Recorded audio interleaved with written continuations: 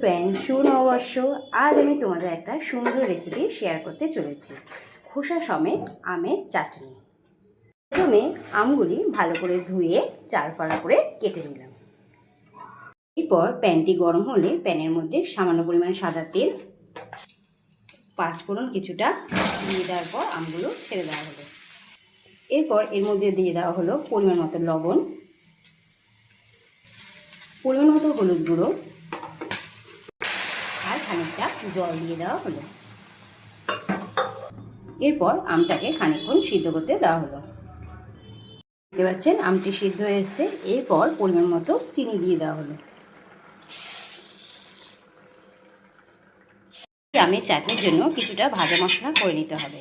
তার মধ্যে দিতে হবে শুকনো লঙ্কা আর পাঁচফোড়ন। এরপর চাটনিটা নামানোর আগে থেকে যে মশলাটা করেছি সেটা দিয়ে দেওয়া হলো। দেখতে পাচ্ছেন আমাদের খোসা সমেত আমের চাটনি তৈরি। খুবই সুস্বাদু রেসিপি। যদি ভালো লেগে থাকে অবশ্যই বাড়িতে ট্রাই করবেন। সুনববর্ষ, আজ দিনটা খুব এনজয় করুন। টাটা।